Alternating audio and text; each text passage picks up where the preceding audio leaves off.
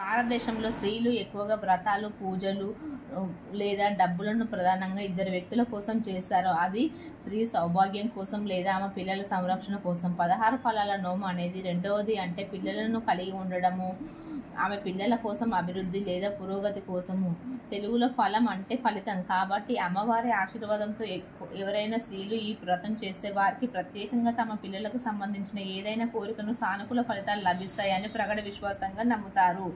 సంకల్పం తీసుకొని ఆ రోజు కనీసం ఒక ఫలాన్ని వాయనంగా ఇవ్వడం ద్వారా ఈ నోము ప్రారంభించబడుతుంది. ఈ నోము యొక్క సంకల్పాన్ని రథసప్తమి లేదా మహాశివరాత్రి రోజు తీసుకోవచ్చు. ఈ 2 రోజులు పని చేయకపోతే పురోహితుని సంప్రదించండి. సంకల్పం తీసుకున్న ఏడాదిలోపే ఈ నోమును పూర్తి చేయాలి.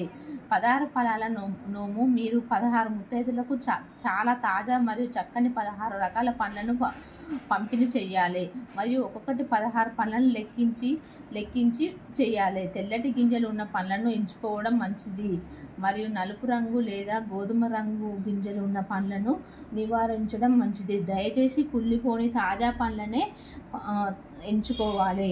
18 పండ్లను తీసుకోవాలి. వాటిలో 2 గౌరీ దేవి దగ్గర ఉంచాలి. మిగతా 16 పండ్లను ముత్తైదులకు వాయనం ఇవ్వాలి.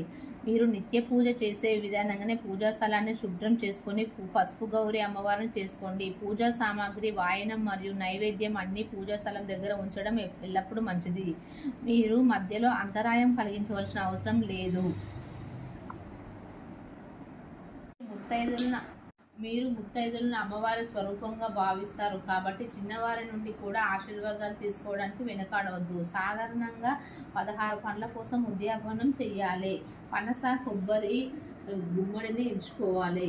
ఈ వాయనాన్ని మీ అమ్మ లేదా మీ ఆడపడుచు లేదా పెద్ద ముత్తైదు లేదా మీ కూతురు, పెళ్ళి అయితే మీ కూతురికి ఇవ్వడానికి పసుపు ఇవ్వాలి. 16 ఫలాల నోము పూర్తి కథ. పూర్వకాలంలో ఒకానొక రాజ్యంలో ఒక రాజు ఉండేవారు. ఆ రాజుగారి భార్య, మంత్రి భార్య ఇద్దరు కలిసి 16 ఫలాల నోము నోచుకున్నారు. ఆ రాజు భార్యకు గుణహీనులు, గుడ్డివారు, కుంటివారు కుమారులుగా పుట్టారు. మంత్రి భార్యకు రత్నమాణిక్య లాంటి గుణ సంపన్నులు కుమారులుగా కలిగారు. ఇందుకు రాజు భార్య ఎంతగానో బాధపడేది. మంత్రి భార్యను కలుసుకొని, ఏమమ్మా, నువ్వు నేను కలిసే కదా 16 ఫలాల నోము నోచుకున్నాము, మరి నాకు ఇలాంటి బిడ్డలు, నీకు అటువంటి బిడ్డలు పుట్టుటకు కారణమేమిటి అని రాజు భార్య మంత్రి భార్యను అడిగింది.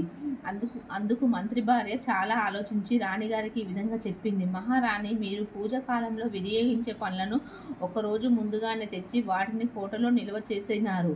వాటిలో ఉన్న పండ్లు వంకర పండ్లు, మచ్చలున్న పండ్లు, పాడైన పండ్లు గుర్తించక వాటిని వేరు చేయక మీరు పేరంటాలకు వచ్చిన ముత్తైదులకు అలా అశ్రద్ధగా చేసినందువల్ల మీకు కలిగిన సంతానం కుంతి, గుడ్డి, గుణహీనులు అయ్యారు.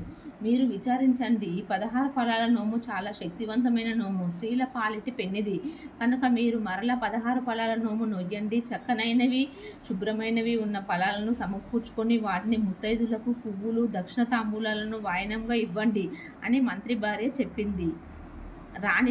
రాణి మంత్రి భార్య చెప్పిన ప్రకారం మంచి పండ్లను సమకూర్చుకొని ఎంతో భక్తి శ్రద్ధలతో 16 పండ్ల నోమును కూడా నోచుకున్నది. అలా ఈ నోము విశేషం వలన ఆమె సంతానం సర్వంగా సుందరంగా మారడం కూడా జరిగింది. అందుకు రాణి ఎంతగానో ఆనందించింది. ఉద్యాపన రోజు పరిశుభ్రమైన 16 రకాల పండ్లను ఎంచుకొని సమకూర్చుకోవాలి. ఒక్కొక్క పండ్లను, పువ్వులను, దక్షిణ తాంబూలాలను ముత్తైదులకు ఇవ్వాలి. తదుపరి సంతర్పణం కూడా చెయ్యాలి. మీ సాధారణ పూజ పూర్తయిన తర్వాత అన్ని ప్రత్యేక పూజలు జరుగుతాయి. ముత్తైదువులను అమ్మవారి స్వరూపంగా భావించి ఈ తాంబూలాలు ఇవ్వాలి.